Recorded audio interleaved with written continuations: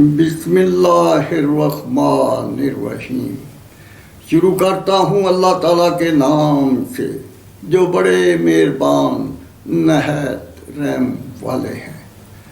پاکستان میں مغربی جمہوریت کا رقص کفر، لیکچر نمبر 14۔ پاکستان میں فوجی سیاسی حکومتی ٹولہ اور شہید طبقہ کا مغربی جمہوریت کا رقص کفر کب اور کیسے شروع ہوا اور اس کا تدارک کیا ہے؟ قرآن حکیم اور نبی کریم صلی اللہ علیہ وسلم کے اسماء حسنہ حسن خلق کی روشنی میں اسلامی جمہوریت، اس کے نظام سلیکشن کے ذریعے فلاحی معاشرہ تیار کرنے کا نظام مملکت، اس کا نظام سلیکشن بنی نوع انسان کے لیے فطرت کا ایک انمول عطیہ ہے۔ نمبر 1، اسلامی جمہوریہ پاکستان کے 23 کروڑ کسانوں مزدوروں کی اولادوں پر مشتمل 7 لاکھ رینجر اور فوجی سپاہ کے مجاہدوں، غازیوں اور شہیدوں کی دل و جان سے عزت و حرمت کو بجا لانا اہل وطن کے ہر فرد کی زندگی کی بہترین عبادت ہے۔ وہ افواج پاکستان کی سپاہ کے عزت و حرمت کے وارث ہیں۔ نمبر 2، اسلامی جمہوریہ پاکستان میں انگریز کے پروردہ پالتو 8 بڑے جگیردار ٹولہ کے پاس پاکستان کی 64% زمین ان کی ملکیت ہے۔ انگریز کے پروردہ پالتو 18 بڑے جگیردار سرمایہ دار ٹولہ کے پاس ملکی تجارتی اداروں، سٹیل ملوں، فلور ملوں، گھی ملوں، کاٹن ملوں، شوگر ملوں، علاوہ ازیں فیکٹریوں، کارخانوں، امپورٹ اینڈ ایکسپورٹ پر ان مجرموں کی اجارہ داری جاری ہے۔ نمبر 4، اسلامی جمہوریہ پاکستان میں انگریز نے قومی زبان اردو کی بجائے انگریزی زبان کو سرکاری زبان بنانا، انگریز کے استحصالی قوانین اور ضوابط پر British law, Indian law, American لا، جیورسپروڈنس کے کفر کا تعلیمی نصاب مسلط کرنا جو آج بھی جاری ہے۔ 23 کروڑ کسانوں مزدور جو اس زبان کو نہ لکھ، نہ پڑھ، نہ بول، نہ سمجھ سکتے ہیں، اہل وطن کو بینائی، سماعت، گویائی اور شعور سے محروم کر رکھا ہے، جبکہ 1973 کے آئین کے مطابق اہل وطن کی قومی زبان اردو ہے۔ عدلیہ کا اس کو نافذ نہ کرنا، اہل وطن کو حیوان ناطق بنانا ایک ظلم عظیم تھا جو آج تک عدلیہ نے جاری کر رکھا ہے۔ نمبر 5، اسلامی جمہوریہ پاکستان میں انگریز کے دور حکومت سے انگریزی زبان کے پڑھنے، لکھنے اور سمجھنے کے لیے انگلش میڈیم طبقاتی، طفافتی، سودی مخلوط کفر کا تعلیمی نظام، مخلوط انگلش میڈیم ایجوکیشن نما شاہی تعلیمی ادارے، ان تعلیمی اداروں سے تیار ہونے والے افسر شاہی، فوج شاہی، منصف شاہی کے انگریزی زبان کے کفر کے حکومتی اسکالرز تیار ہوتے جو آج بھی ہوتے آ رہے ہیں۔ نمبر 6، اسلامی جمہوریہ پاکستان 2 قومی نظریات کی روشنی میں لا الہ الا اللہ محمد الرسول اللہ کے نام پر 1947 کو مارچ وجود میں آیا تھا۔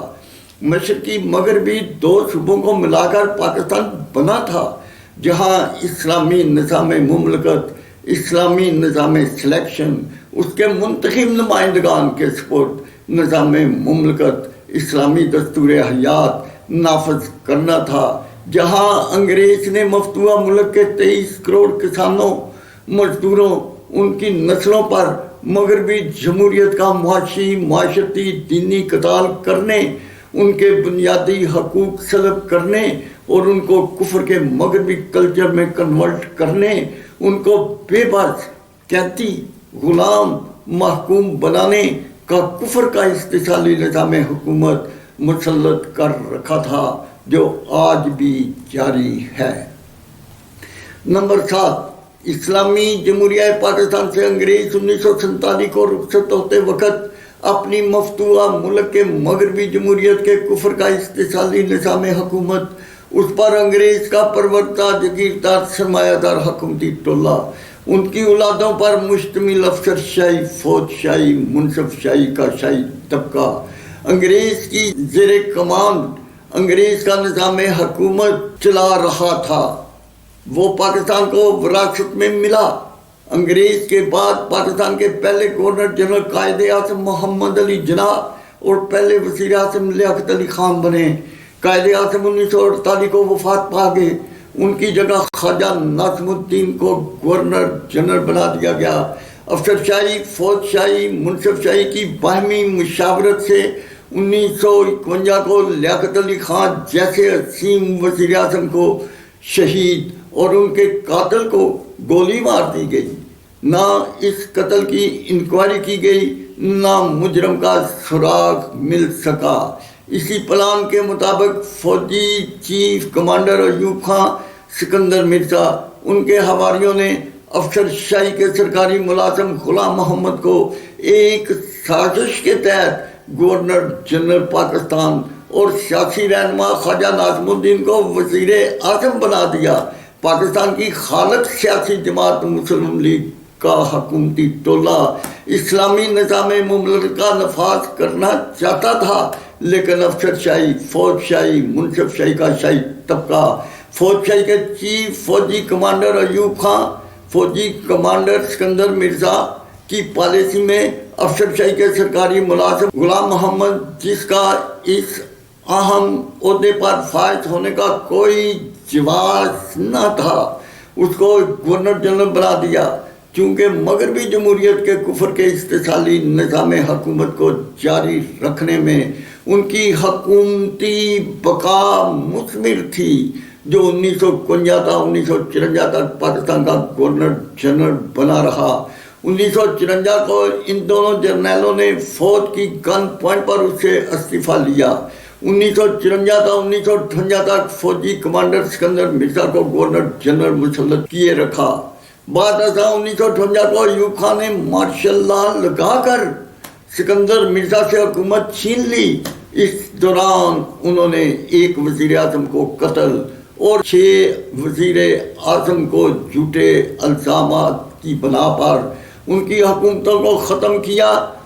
اس نے ملک کے تمام جگیردار ٹولہ کو مل کر فوجی سیاسی حکومتی ٹولہ، ان کی اولادوں پر مشتمل شاہی طبقہ کے ظلم و جبر کے ذریعے 1958 تا 1969 تک حکمرانی کرتا رہا۔ 23 کروڑ اہل وطن اس کے ظلم و جبر کے خلاف اٹھ کھڑے ہوئے۔ اپنی جان بچانے کے لیے حکومت دوسرے فوجی ڈکٹیٹر یہاں کے سپرد کر دی۔ اس نے الیکشن کروائے۔ مشرقی پاکستان سے مجیب الرحمان کی عوامی لیگ کے ممبران کی تعداد مسٹر بھٹو کی پیپل پارٹی کے ممبران سے زیادہ تھی۔ حکومت بنانا مجیب الرحمان کا حق تھا جو نہ دیا گیا۔ مشرقی پاکستان کے عوام نے احتجاج کیا جو خانہ جنگی کی شکل اختیار کر گیا۔ ایوب خان، یحییٰ خان اور مسٹر بھٹو نے مل کر فوج کشی کا حکم دے دیا۔ فوجی خانہ جنگی جاری ہو گئی۔ انڈیا نے مداخلت کی۔ ان کے حکم کے تحت 93,000 فوجی سپاہ نے انڈیا کی فوج کے سامنے ہتھیار ڈال دیے، ملک دو لخت کر دیا۔ 1 یونٹ کو توڑ کر 4 صوبائی وفاق سینٹ کے ممبران کا اضافہ کر لیا۔ واہ مسٹر بھٹو، او میرے عظیم عوام کے جھوٹے، واہ مسٹر بھٹو، تو نے تو عوام کے ساتھ وعدہ کیا تھا کہ جاگیرداروں کی جاگیریں ضبط کرنے، کسانوں میں تقسیم کرنے، ملوں، فیکٹریوں، کارخانوں، تجارتی اداروں میں مزدوروں کو حصہ دار بنانے کا وچن دیا۔ کوئی وعدہ تو پورا کر دیتے۔ تم نے تو تنگ دست بے روزگار 23 کروڑ کسانوں، مزدوروں پر اضافی حکومتی ایوانوں، اداروں کے فوجی سیاسی حکومتی ٹولہ، شاہی طبقہ کا بے پناہ اضافی بجٹ کا بوجھ، اہل وطن پر ڈال دیا، وہ بھوک ننگ کی اذیتوں میں مبتلا، سسک کر مرنے پر مجبور۔ دوسری طرف فوجی سیاسی حکومتی ٹولہ، شاہی طبقہ کی شاہی تنخواہیں، شاہی مراد، رشوت، کمیشن، کرپشن کا اضافہ کیا۔ 4 صوبوں وفاق سینٹ کے سرکاری کلبوں کے شراب و جنا کے کلچر کو فروغ دیا۔ کیا یہ 23 کروڑ اہل وطن سے ریفرنڈم کے ذریعے یحییٰ یا مسٹر بھٹو نے اجازت لے کر 1 یونٹ کو توڑا تھا؟ کیا فوجی سیاسی حکومتی ٹولہ یا اپوزیشن ٹولہ یا ان کی اولادوں پر مشتمل شاہی طبقہ آج خود بغیر ریفرنڈم کے ایسا ڈاکہ ڈالنے کا مجاز تھا؟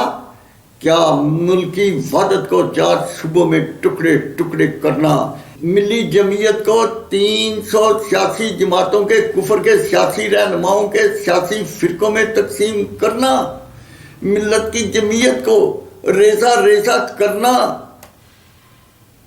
جائز تھا یا جائز ہے؟ عزیزم عمران خان، قمر جاوید باجوہ صاحبان، اللہ تعالیٰ آپ کو 1 یونٹ کو بحال کرنے، ان تمام مجرموں سے لوٹے ہوئے خزائن واپس لے کر ملکی قرض اتاریں۔ اللہ تعالیٰ آپ کو پاکستان کو سردار انبیاء کے شہر مدینہ جیسی ریاست بنانے، مغربی جمہوریت کے کفر کے نظام حکومت کی بجائے اسلامی نظام مملکت، اعتدال و مساوات، عدل و انصاف قائم کرنے کی توفیق عطا فرمائیں۔ آمین ثم آمین۔